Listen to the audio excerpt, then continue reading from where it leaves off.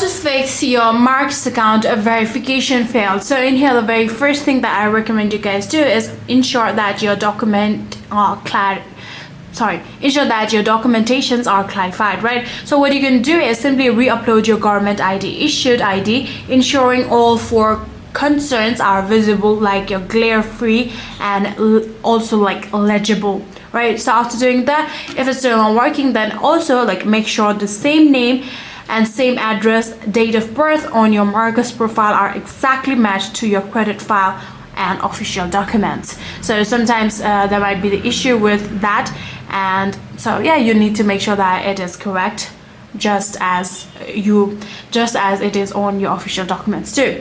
So lastly, if it's still not working, then what I recommend you guys do is simply call the Marcus by Goldman Sachs at their customer service number that you'll be able to find online very easily, and manually process the identity verification, and they will definitely be able to help you out on this. So yeah, that is it. If you guys do have any further queries, then please let me know in the comment section down below.